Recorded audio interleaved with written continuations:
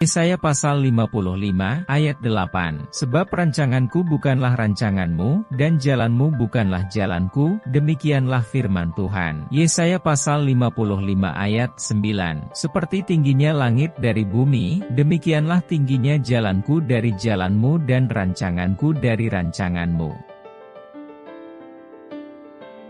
Ini adalah laporan evaluasi, saran dan usulan, khusus. A. Ibadah online Yamari, atau IOY. B. Persekutuan Kasih Marturia atau PKM, yang merupakan hasil notulen rapat BPL hari Senin tanggal 22 Januari tahun 2024 tahun lalu.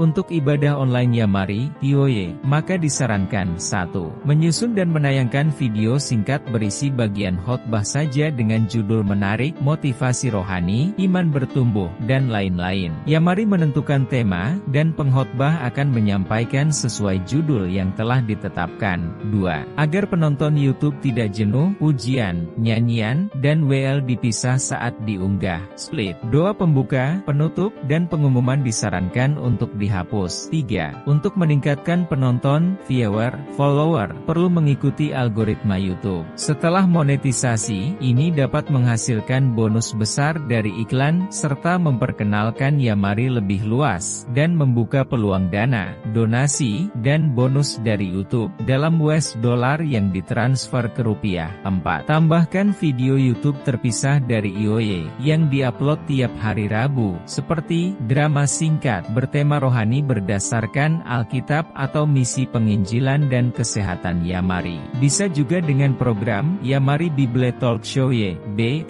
yang tayang setiap Rabu, YBT 1 XXX. Berikut ulangannya dari nomor 1 sampai 5. 1. Motivasi rohani dan penguatan iman. Tetap kuat di tengah pencobaan. Bagaimana menghadapi ujian hidup dengan iman yang teguh. Jangan takut, Tuhan beserta kita. Mengatasi rasa takut dan kekhawatiran dengan janji Tuhan. Harapan di tengah keputusasaan. Menemukan kekuatan saat merasa lelah dan putus asa. 2. Pertumbuhan iman dan kedewasaan rohani. Langkah-langkah untuk bertumbuh dalam iman. Mengenal suara Tuhan dalam kehidupan sehari-hari. Puasa doa dan bagaimana berdoa dengan efektif. 3. Kehidupan Kristen sehari-hari. Iman dalam dunia kerja dan bisnis. Bagaimana tetap hidup benar di dunia kerja, menjadi terang di tengah kegelapan, kesaksian dan hidup sebagai saksi Kristus, mengatasi stres dan beban hidup dengan firman Tuhan. 4. Hubungan dan keluarga Kristen, pernikahan yang berpusat pada Kristus, mendidik anak dalam iman Kristen, menghadapi konflik dengan kasih Kristus. 5. Akhir zaman dan janji Tuhan, tanda-tanda kedatangan Yesus, hidup dalam persiapan kedatangan Tuhan, pengharapan di dalam kerajaan Allah. Semoga ini membantu. Kalau ada tema yang ingin dibahas lebih lanjut, beritahu saja.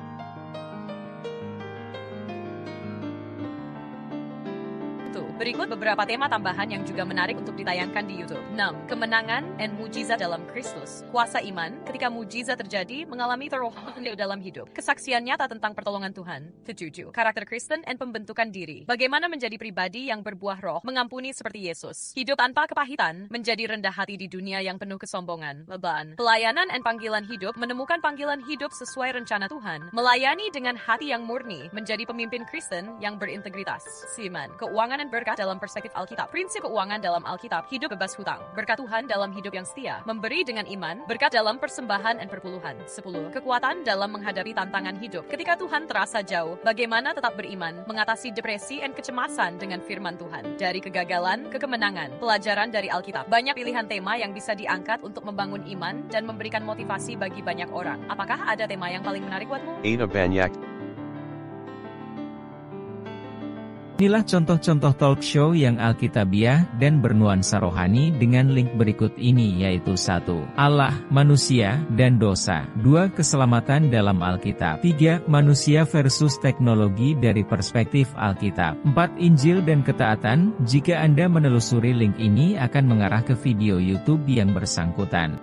Diharapkan Yamari mempunyai versi tersendiri, agar tampil beda sehingga lebih menarik lagi untuk penonton. B. Untuk persekutuan kasih marturia (PKM), disarankan 1. Menambahkan menyelipkan acara seminar singkat, mini seminar, seminar sehari, seminar sore dan seterusnya, 2 atau 3 bulan sekali. 2. Bisa dilaksanakan secara online atau on-site dengan menarik biaya seminar untuk Yamari jika perlu atau tetap dengan kolekte seperti biasa. 3. Setiap peserta seminar dapat diberikan Certificate of Appreciation dalam bentuk soft copy, diberikan handout di flashdisk dan lainnya. 4. Beberapa tema dan judul bahan seminar yang perlu dipersiapkan. Lainnya dapat didiskusikan lebih lanjut.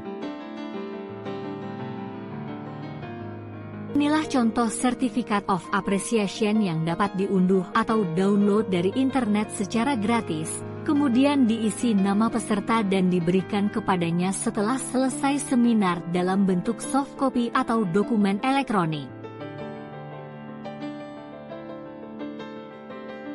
Apakah perbedaannya antara khotbah Kristen dengan seminar singkat Kristen? Sekali lagi, apakah perbedaannya antara khotbah Kristen dengan seminar singkat Kristen? Next ya.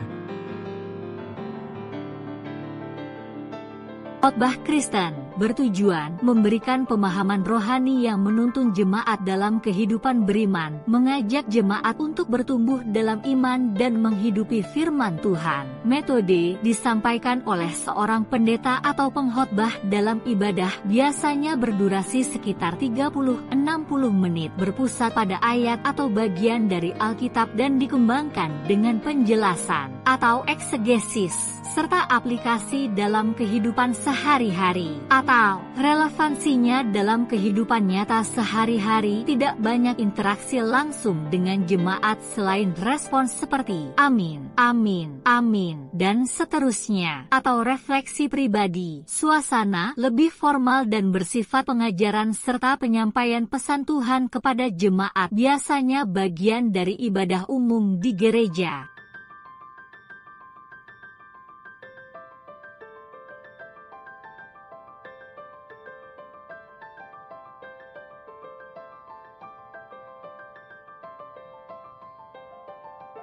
Seminar Kristen. Tujuan, memberikan wawasan atau keterampilan praktis berdasarkan nilai-nilai Kristen. Bisa membahas tema-tema khusus seperti kepemimpinan Kristen, keluarga, penginjilan, manajemen keuangan Kristen, atau kesehatan rohani. Metode bisa berlangsung selama setengah hari atau 1 hari penuh, disampaikan oleh pembicara yang bisa berupa pendeta, teolog, atau ahli di bidang tertentu yang berhubungan dengan kerohanian atau Alkitab serta kekristenan, menggunakan pendekatan yang lebih interaktif. Ada diskusi, sesi tanya jawab, bahkan pelatihan praktik. Bisa menggunakan media presentasi seperti slide, video, atau studi kasus. Suasana lebih santai dibandingkan khotbah, meskipun tetap serius dan berbobot. Bisa diadakan di gereja, aula, atau tempat khusus untuk seminar seperti kafe, hotel, dan lain-lain.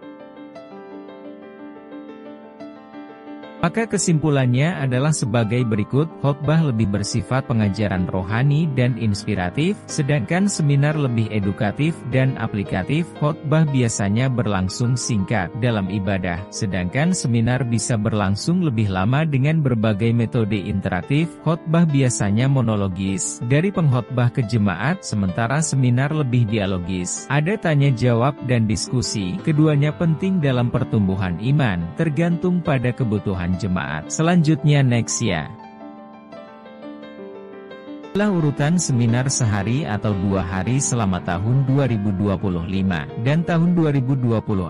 1. Pesan Tuhan kepada pengguna chat GPT. 2. Pelayanan misi Yamari, misi penginjilan kesehatan. 3. Discipleship atau pemuridan, tema aku murid yang serupa Kristus. 4. Jadilah hamba-hamba Tuhan dan pelayan-pelayan Tuhan yang berkenan. 5. Berkhotbah interaktif dengan media sosial atau homiletika praktis. Jadwal seminar ini tidak sangat mengikat dan dapat diubah baik masalah waktu, bulan dan urutan-urutannya, maupun pembicaranya, namun sudah disiapkan modul dan materi seminarnya, jika perlu bisa ditambahkan atau diperbaiki sesuai dengan keadaannya nanti. Materi dan modulnya dalam format PowerPoint, dilengkapi dengan gambar animasi serta ilustrasi video, agar menarik minat peserta atau pendengarnya.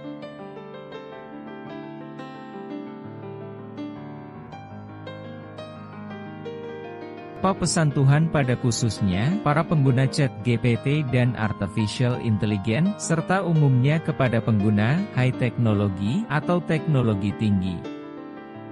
Meskipun Alkitab ditulis sebelum adanya teknologi modern, ada banyak ayat yang menunjukkan bahwa Tuhan ingin manusia menggunakan pengetahuan, hikmat, dan kreativitas untuk kemuliaannya dan berkat bagi banyak orang. Berikut beberapa ayat yang mendukung penggunaan teknologi tinggi dalam melayani Tuhan dan memberkati sesama. Kejadian 1, Whatsapp 8, mandat budaya, mengembangkan dunia dengan ilmu dan teknologi, beranak cuculah dan bertambah banyak, penuhilah bumi dan taklukkanlah itu. Makna, Tuhan memberi manusia tanggung jawab untuk mengelola bumi, termasuk dengan menggunakan teknologi untuk kesejahteraan manusia. Keluaran 3:1-2-5, hikmat ilahi dalam teknologi yang keterampilan. Lihat, telah kutunjuk Bezalel bin Uri bin Hur dari suku Yehuda dan telah kupenuhi dia dengan roh Allah, dengan keahlian, pengertian, dan pengetahuan dalam segala macam pekerjaan, untuk membuat rancangan yang harus dibuat dari emas, perak, dan tembaga. Makna, Tuhan memberikan hikmat dan keterampilan teknis kepada Bezalel untuk membangun kemah suci. Ini adalah contoh penggunaan teknologi dan seni untuk kemuliaan Tuhan. Amsal 8:12, hikmat penemuan ilmiah. Aku, hikmat, tinggal bersama-sama dengan kecerdasan, dan aku mendapat pengetahuan dan kebijaksanaan. Makna, hikmat Tuhan mencakup pengetahuan dan kecerdasan, yang mencakup ilmu pengetahuan dan teknologi. Daniel 12:4, kemajuan ilmu pengetahuan di akhir zaman. Banyak orang akan menyelidikinya, dan pengetahuan akan bertambah. Makna, di akhir zaman, pengetahuan akan semakin berkembang, termasuk dalam bidang teknologi yang dapat digunakan untuk layanan Tuhan. Kolose 3:1, teknologi untuk kemuliaan Tuhan. Apapun juga yang kamu perbuat, perbuatlah dengan segenap hatimu, seperti untuk Tuhan, dan bukan untuk manusia. Makna, semua pekerjaan kita, termasuk dalam bidang teknologi, harus dilakukan untuk kemuliaan Tuhan. Kesimpulan, Tuhan tidak secara langsung menyebut teknologi tinggi dalam Alkitab, tetapi banyak ayat menunjukkan bahwa Tuhan ingin manusia menggunakan teknologi, ilmu, dan kreativitas untuk kemuliaannya, dan memberkati banyak orang. Bagaimana teknologi dapat dipakai untuk memuliakan Tuhan? Media dan internet menyebarkan Injil melalui video, podcast, aplikasi Alkitab, sains kesehatan, menciptakan inovasi yang menyembuhkan dan menolong sesama, AI, and digital tools, mempermudah pelayanan gereja, edukasi Kristen, dan pemuridan online. Apakah kamu sudah menggunakan teknologi untuk memuliakan Tuhan?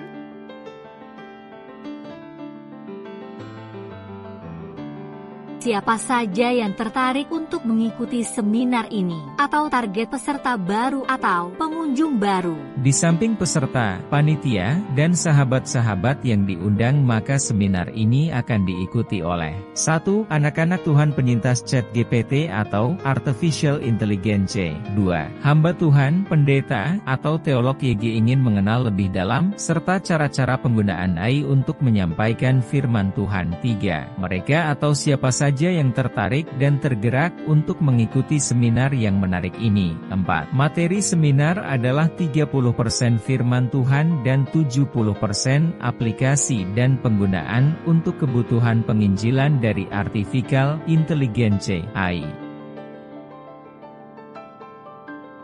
Selanjutnya jadwal nomor 2, pelayanan misi penginjilan dan misi kesehatan dari Yamari, yang terbentuk dari 3 pilar utama misi Kristiani, yaitu Marturia, Koinonia, dan Diakonia. Selanjutnya Nexia. Marturia. Pelayanan misi Marturia adalah kesaksian dan aktivitas iman yang dilakukan sebagai tugas panggilannya dalam pemberitaan Injil keselamatan bagi umat manusia untuk kemuliaan Tuhan Yesus. Mat 28 ayat 19 dan 20, Loknas, Lokakarya, dan lainnya. Koinonia. Pelayanan misi Koinonia adalah persekutuan iman yang menjadi sarana untuk membentuk komunitas antar anggota jemaat yang berpusat berpusat kepada Kristus, satu tubuh Kristus. Kita diharapkan dapat menciptakan kesatuan dan persekutuan antar anggota, pengurus dan staf, dan sahabat Yamari juga dengan masyarakat PKM untuk belajar dan mengajar firman Tuhan. Demi kemuliaan Tuhan Yesus, Kis 2 ayat 42, Persekutuan Kasih Marturia PKM, Jumat Diakonia. Pelayanan misi Diakonia adalah bantuan sosial, kesehatan masyarakat, bencana alam dan lainnya, untuk melakukan pelayanan kasih kepada sesama yang berkekurangan dalam berbagai bentuk sosial, agar mereka dapat mandiri dan menjadi berkat bagi orang lain pula, serta untuk kemuliaan Tuhan Yesus. Matius 25 ayat 35 sampai dengan 40. Teknopangan, cek gula darah, bansos. 3 misi pelayanan Kristiani. 1. Marturia atau kesaksian penginjilan. 2. Koinonia atau persekutuan. Dan 3. Diakonia atau pelayanan kasih. Memang bisa dikelompokkan menjadi 2 misi utama, yaitu 1. Misi penginjilan, berpusat pada marturia. 2. Misi kesehatan, menggabungkan diakonia dan aspek koinonia. Berikut penjelasan struktur, bagian-bagian, dan ayat-ayat pendukungnya. 1. Misi penginjilan, marturia, kesaksian atau pemberitaan Injil. Misi ini berfokus pada pemberitaan Injil kepada dunia dan membimbing orang untuk mengenal Yesus Kristus. Struktur misi penginjilan. 1.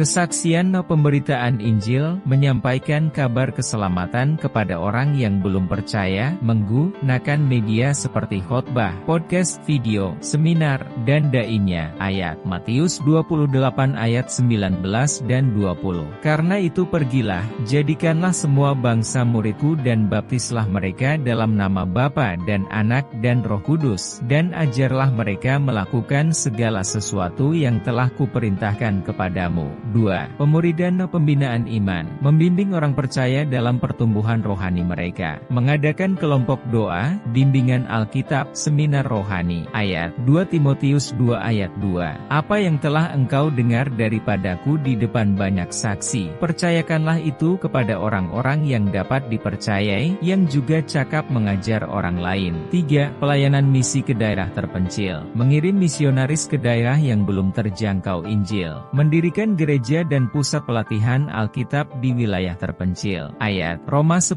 ayat 14. Tetapi bagaimana mereka dapat berseru kepadanya, jika mereka tidak percaya kepada Dia? Bagaimana mereka dapat percaya kepada Dia, jika mereka tidak mendengar tentang Dia? 4. Media digital evangelisme, menggunakan media sosial, YouTube, podcast, dan aplikasi untuk memberitakan Injil, mengembangkan konten rohani yang dapat diakses secara global. Ayat Mazmur 96 ayat 3. Ceritakanlah kemuliaannya di antara bangsa-bangsa dan perbuatan-perbuatannya yang ajaib di antara segala suku bangsa. 2. Misi kesehatan, diakonia koinonia, pelayanan kasih kepedulian sosial. Misi ini berfokus pada pelayanan kasih kepada orang yang membutuhkan, terutama dalam aspek kesehatan fisik dan mental. Struktur misi kesehatan. Poin 1. Pelayanan medis, pengobatan gratis, mendirikan klinik kesehatan atau rumah sakit berbasis pelayanan kasih, mengadakan bakti sosial kesehatan bagi masyarakat kurang mampu. Ayat Lukas 9:2, ia menyuruh mereka memberitakan kerajaan Allah dan menyembuhkan orang-orang sakit. Poin 2. Pelayanan psikososial, kesehatan mental, konseling rohani bagi orang yang mengalami stres, depresi, atau trauma, program pemulihan bagi pecandu narkoba dan alkohol. Ayat Matius 11 ayat 28. Marilah kepadaku, semua yang letih lesu dan berbeban berat, aku akan memberi kelegaan kepadamu. Poin 3. Penyuluhan kesehatan gaya hidup sehat, program edukasi tentang pola hidup sehat berbasis nilai-nilai Kristen, seminar tentang nutrisi, kesehatan mental, dan kebugaran rohani. Ayat 1 Korintus 6 ayat 9 sampai dengan ayat 20. Atau tidak tahukah kamu bahwa tubuhmu adalah bait Roh Kudus? Poin 4. Bantuan kemanusiaan tanggap bencana, menyediakan makanan, air bersih, dan perlengkapan medis bagi korban bencana, memberikan dukungan rohani dan psikologis kepada mereka yang terdampak. Ayat Matius 25 ayat 35 dan 36. 6. Sebab ketika aku lapar, kamu memberi aku makan, ketika aku haus, kamu memberi aku minum. Maka kesimpulannya, integrasi penginjilan ke kesehatan. Dengan membagi pelayanan ke dalam misi penginjilan dan misi kesehatan, kita bisa menjangkau lebih banyak orang dengan pendekatan yang lebih luas. Misi penginjilan membawa keselamatan jiwa melalui Injil. Misi kesehatan menunjukkan kasih Kristus melalui tindakan nyata. Keduanya saling melengkapi seperti yang dilakukan Yesus, mengajar, menyembuhkan, dan melayani dengan kasih.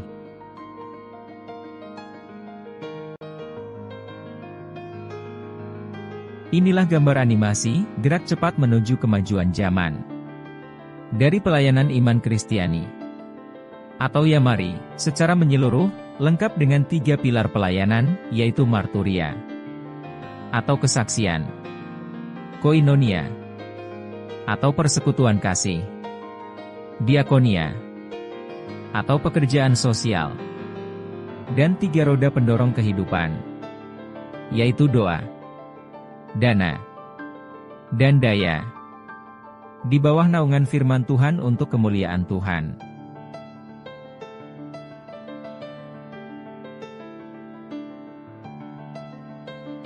Siapa saja yang tertarik untuk mengikuti seminar ini, atau target peserta baru atau pengunjung baru. Seminar ini diharapkan bisa dilakukan secara online dan juga offsite, yang akan diikuti oleh 1. Seluruh staf, sahabat Yamari dari Sabang sampai Merauke. Siapa saja yang tergerak untuk mengikuti seminar ini. 2. Ketua Yamari, pengawas serta pengurus Yamari bisa memberikan kata sambutan dalam bentuk rekaman video, yang dimasukkan ke dalam seminar ini. 3. Jika perlu bisa dibacakan juga, Mars Yamari.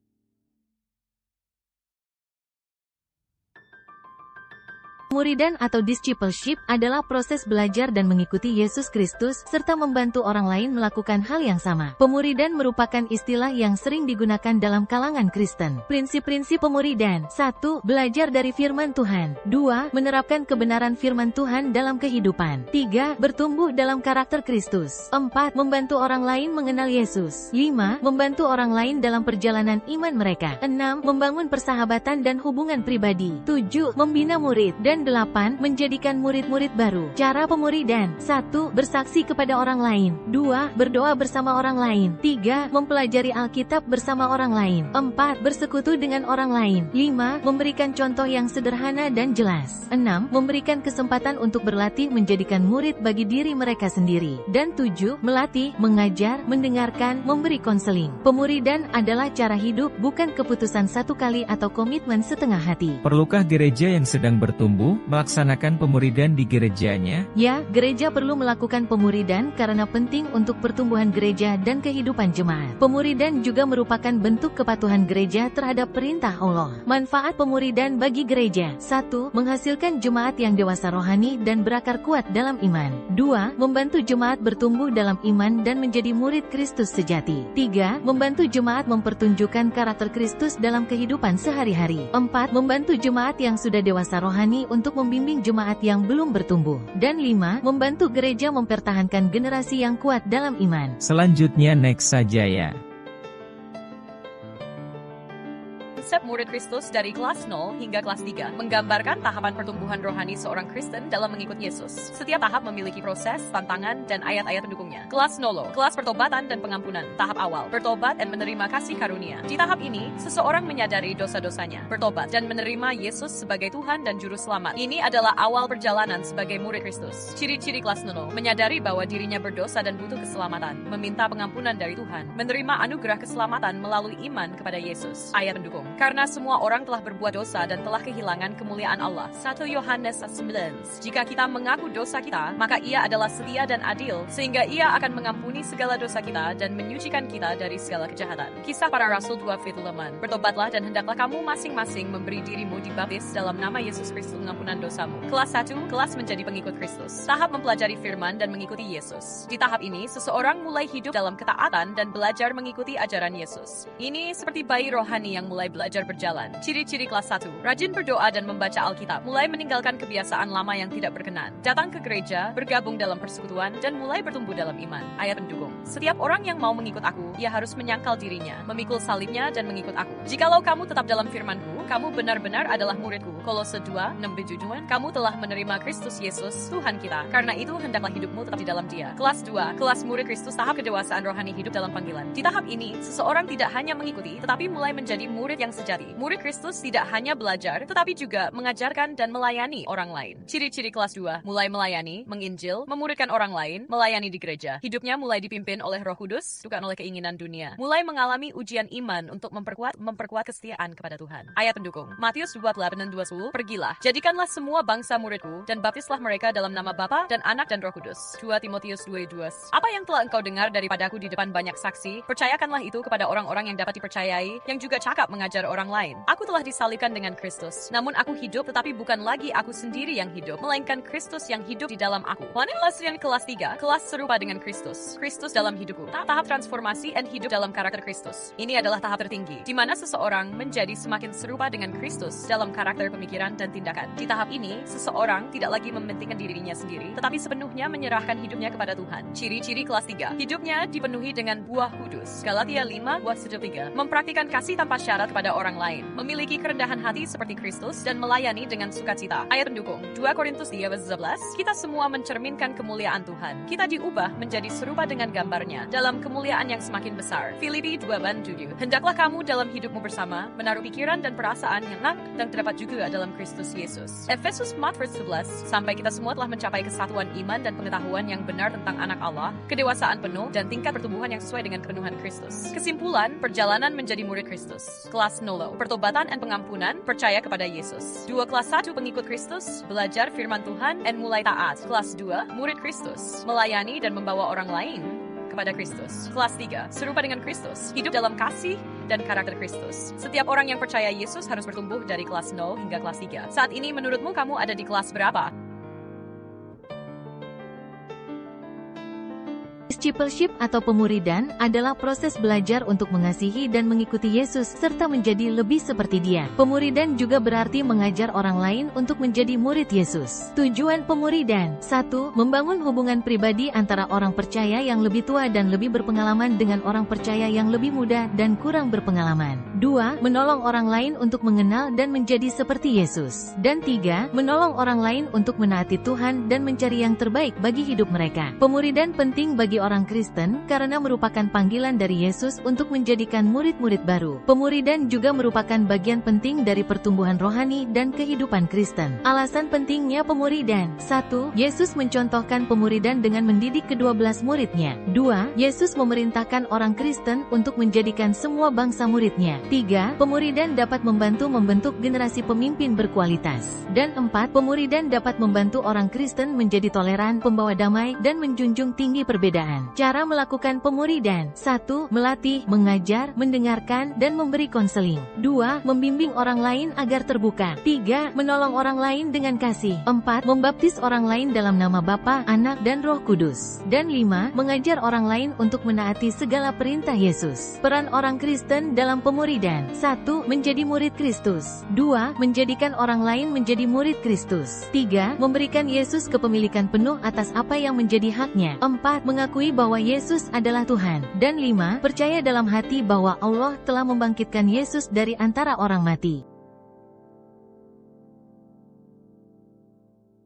Siapa saja yang tertarik untuk mengikuti seminar ini, atau target peserta baru atau pengunjung baru? 1. Para guru sekolah minggu di gereja masing-masing. 2. Hamba Tuhan atau pendeta dan teolog atau siapa saja yang bertanggung jawab di kelas pengajaran firman Tuhan di gereja masing-masing. 3. Usher, singers, pemusik, worship leader yang ingin menambah pemahaman tentang pengajaran firman Tuhan. 4. Siapa saja yang tergerak dan tertarik tentang pengajaran firman Tuhan.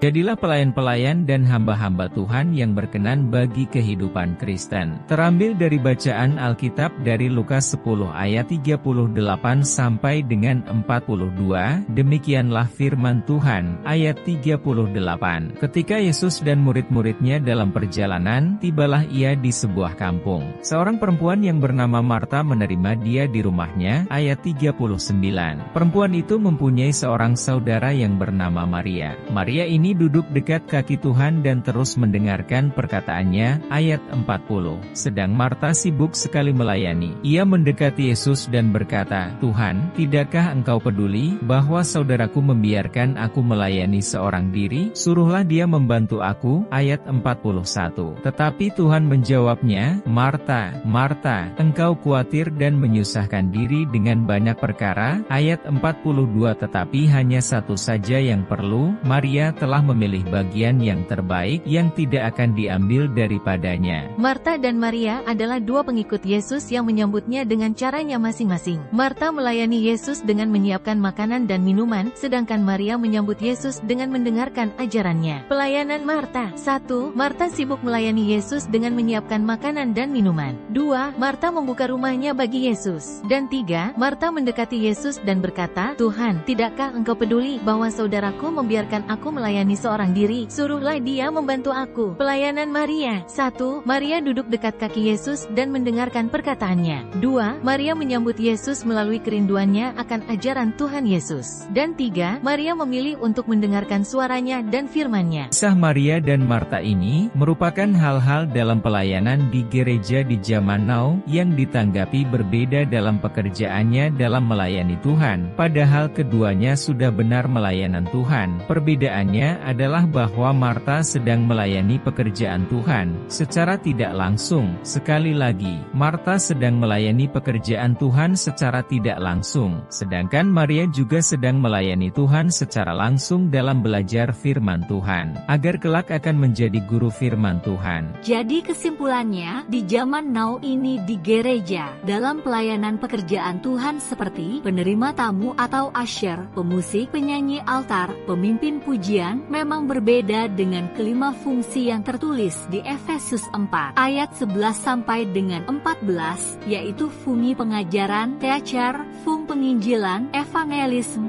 fungsi penggembalaan, shepherd, fungsi kenabian, prophetic, fungsi kerasulan, apostolik. Namun semua pelayanan ini berada dalam satu tubuh Kristus, di mana Yesus adalah kepala dan kita semua adalah anggota-anggotanya.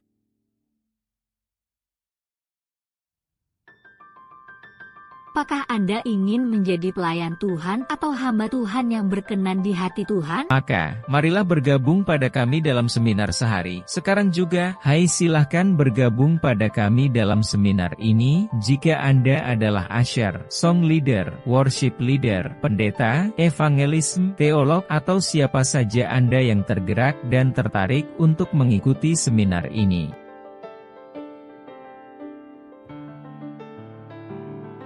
Ayo bergabung dalam seminar 3 hari. Ikuti 6 sesi inspiratif dalam seminar, berkhotbah interaktif dengan media sosial. Temukan cara kreatif menyampaikan pesan firman Tuhan di era digital dengan bantuan ChatGPT dan Artificial Intelligence. Ayo. Materi atau modul seminar sesi 2 dari 4 metode berkhotbah. A. Khotbah topikal. B. Khotbah tekstual. C. Eksposisi, ekspositori. D. Khotbah narasi.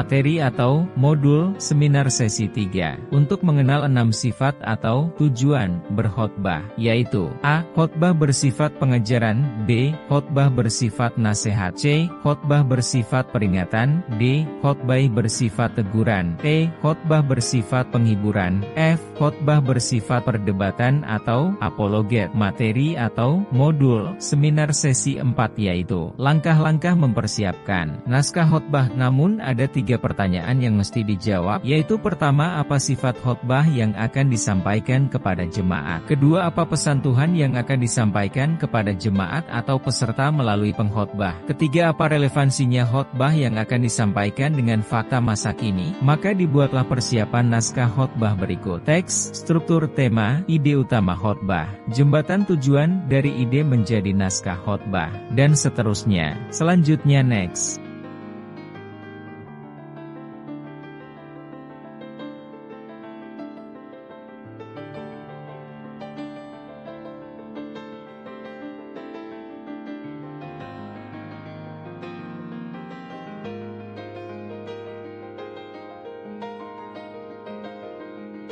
Materi atau modul untuk seminar sesi 5, ilustrasi khotbah Kristen. Ilustrasi khotbah Kristen adalah contoh atau perumpamaan yang digunakan dalam khotbah untuk memperjelas pesan yang disampaikan. Ilustrasi dapat membantu pendengar memahami apa yang disampaikan oleh pendeta atau penginjil. Beberapa contoh ilustrasi khotbah Kristen: anak sapi untuk Tuhan, ibu ayam dan telur ayam, kisah si tukang cukur, batu besar, buah kesabaran. Khotbah Kristen merupakan salah satu cara untuk menyampaikan firman Tuhan kepada jemaat gereja. Khotbah yang baik adalah khotbah yang tersusun rapi dan mudah dipahami. Beberapa jenis khotbah Kristen: topikal, tekstual, ekspositori. Khotbah tekstual mendapatkan topik dan gagasan utamanya dari sebuah teks Alkitab. Gagasan ini kemudian dikembangkan secara teologis dari teks Alkitab lainnya. Ilustrasi khotbah Kristen bisa diambil dari suntingan teks, gambar, atau video di media sosial. Berikut beberapa contohnya. 1. Teks, quotes afirmasi. Contoh, postingan Instagram dengan latar belakang pemandangan dan kutipan Alkitab. Firman MU itu pelita bagi kakiku dan terang bagi jalanku. Mazmur 119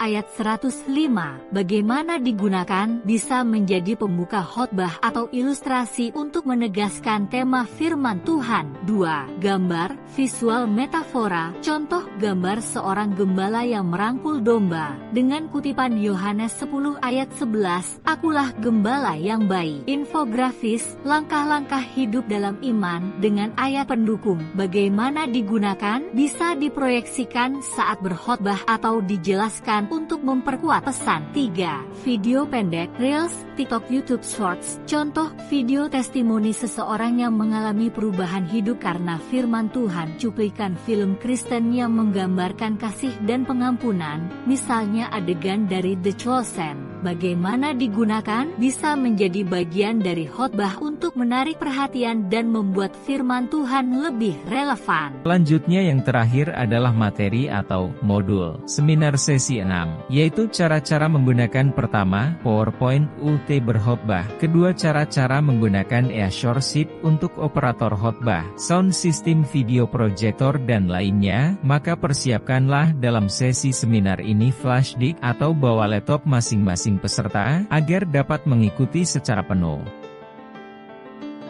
Selesai sudah, usulan dan saran sebagai kelengkapan, peningkatan bidang ibadah online Yamari atau IOY dan Persekutuan Kasih Marturia atau PKM ini. Tuhan Yesus memberkati kita semua.